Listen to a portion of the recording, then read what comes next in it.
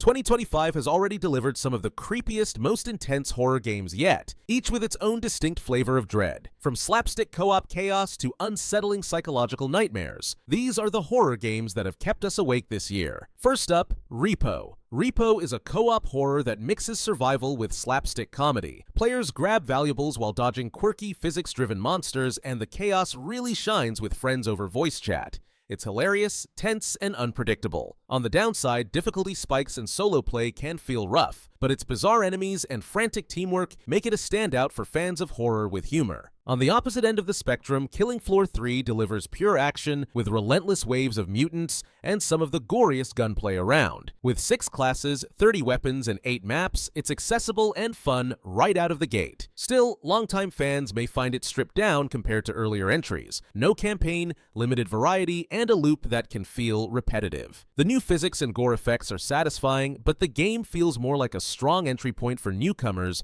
than a long-term obsession. Moving from gore to tension, the latest FNAF cranks up the fear with stealth-driven gameplay, creepy chase sequences, and puzzles that keep you guessing. The visuals are sharp, the lore is deep, and the atmosphere is classic Freddy's. Some boss fights drag things down, but overall, it's a chilling addition for both series veterans and new players looking for a scare. If you prefer open-world survival, Dying Light, the Beast takes the series into darker territory. Brutal melee combat and ferocious parkour meet a haunting forest setting filled with terrifying chimeras. A new Beast mode ups the intensity, while the focused narrative and dynamic weather pull you deeper in. Gunplay feels dated, and the visuals show their age, but the savage action and oppressive atmosphere make this a strong evolution of the franchise. For something with a retro twist, Whisper Mountain Outbreak is a co-op survival horror with a pixel art style straight out of the 90s. Think classic Resident Evil, but roguelike. Limited supplies, randomized missions, and stamina mechanics make every run tense, whether you're fighting monsters or solving puzzles with friends. Content is a little thin right now, but the foundation is chilling and full of potential. Switching gears again, The Drifter is a point-and-click thriller wrapped in gorgeous pixel art and backed by an excellent synthwave soundtrack. The twin-stick control scheme works surprisingly well, blending action and puzzles seamlessly. The story is dark, fast-paced, and full of twists. Some puzzles lean on trial and error,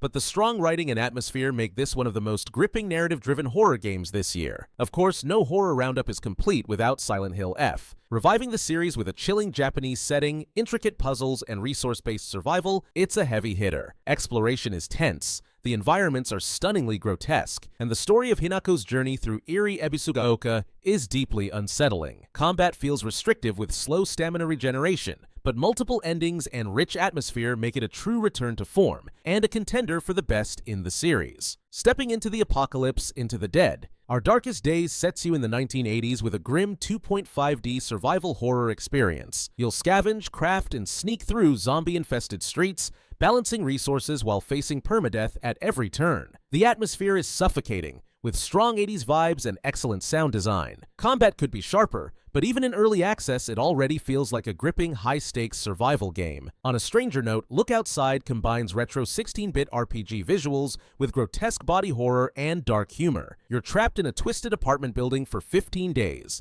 managing hunger, hygiene, and sanity while battling horrifying creatures. The clever time system, multiple endings, and turn-based combat keep every run fresh. It's unsettling, existential, and strangely funny, a must-play for fans of retro horror RPGs. Finally, closing things out, The Midnight Walk offers something hauntingly different, a claymation adventure that blends eerie beauty with emotional storytelling. Its handcrafted world feels fragile and alive, with subtle puzzles and stealth segments adding tension. Gameplay can be simple and at times frustrating, but the emotional weight and unique art style linger long after the credits roll. More poetic than punishing, it's a horror experience you won't forget. So whether you crave chaotic co-op scares, psychological torment, or experimental horror art, 2025 has already delivered unforgettable nightmares. Which of these games would you dare to play, and which one would you never touch at night? Let us know in the comments.